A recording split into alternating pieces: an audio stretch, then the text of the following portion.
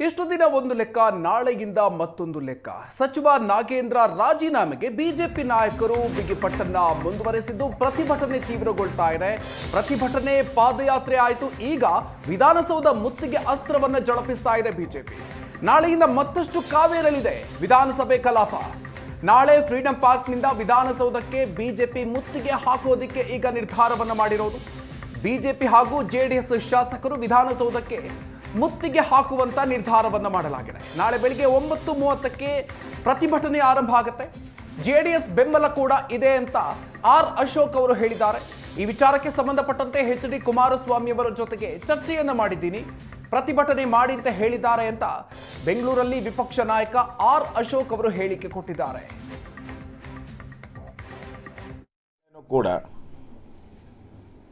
ವಿಧಾನಸೌಧ ಮುತ್ತಿಗೆ ಹಾಕುವಂಥ ಕಾರ್ಯಕ್ರಮವನ್ನು ನಾವು ಮಾಡ್ತಾ ಇದ್ದೀವಿ.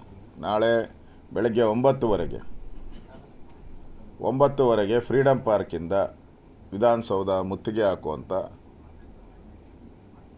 ಕೆಲಸವನ್ನು ನಮ್ಮ BJP ಕಾರ್ಯಕರ್ತರು ಮಾಡ್ತಾರೆ. ನಾನು ಭಾಗವಹಿಸ್ತೀನಿ. ಸನ್ಮಾನ್ಯ ವಿಜಯೇಂದ್ರ ಅವರು ಅದರಲ್ಲಿ ಭಾಗವಹಿಸ್ತಾ ಇದ್ದಾರೆ.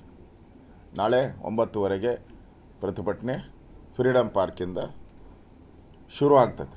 ಸರ್ಕಾರಕ್ಕೆ ಬಿಸಿ ಮುಟ್ಟಿಸುವಂಥ ದೃಷ್ಟಿಯಿಂದ ಮುಂದುವರಿಯುತ್ತೆ. ನಾನು ಈಗಾಗಲೇ ನಿನ್ನೆ ಗೌರವಾನ್ವಿತ ಕುಮಾರಸ್ವಾಮಿ ಅವರು, ನಮ್ಮ ಕೇಂದ್ರದ NDA ಸಚಿವರು ಮತ್ತು JDSನ ರಾಜ್ಯದ ಅಧ್ಯಕ್ಷರು ಅವ್ರ ಜೊತೆನೂ ಸುದೀರ್ಘವಾದಂಥ ಮಾತುಕತೆ ಆಯಿತು.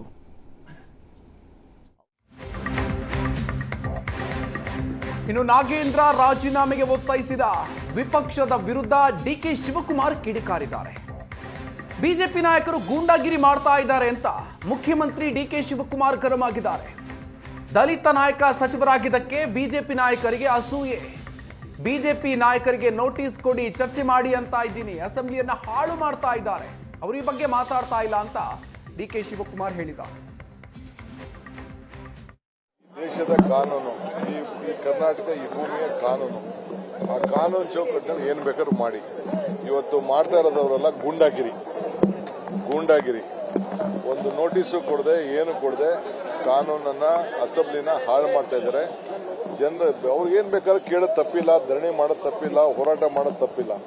ಆದ್ರೆ ನಾನೊಂದು ಸುಮ್ಮನೆ ನೋಟಿಸ್ ಕೊಟ್ಬಿಟ್ಟು ಚರ್ಚೆ ಮಾಡ್ರಪ್ಪ, ಯಾಕೆ ರಾಜೀನಾಮೆ ಕೊಡಬೇಕು ಅಂತ ಕೇಳಿ ಅಂತ ನಾನು ಹೇಳ್ತಾ ಇದ್ದೀನಿ. ಅಷ್ಟು ಅವ್ರಿಗೆ ಹೇಳಷ್ಟು ಅವ್ರಿಗೆ ಹೇಳಿ. ಇಲ್ಲಿವರೆಗೂ ಯಾವ ಮಂತ್ರಿಗಳ ಮೇಲೆ ಕೇಸ್ ಇದೆ, ಎಷ್ಟು ಜನ ಮೇಲೆ ಕೇಸ್ ಇದೆ, ಕೇಂದ್ರ ಮಂತ್ರಿಗಳ ಮೇಲೆ ಎಷ್ಟು ಕೇಸ್ ಇದೆ, ಮುಖ್ಯಮಂತ್ರಿಗಳ ಮೇಲೆ ಕೇಸ್ ಇದೆ, ಅವೆಲ್ಲ ನೀವು ಕೂಡ ಮಾಧ್ಯಮದವರು ಈಚೆ ತಂದು ಬಿಡಬೇಕು. ಯಾರು only on A Dalit leader, on A ST minister, tribal minister. Because 15, 16, 17 of the MLAs have been elected from the Congress party. So they are very much jealous on that. They could not get any ST community leaders elected from their party. So they are trying to do this.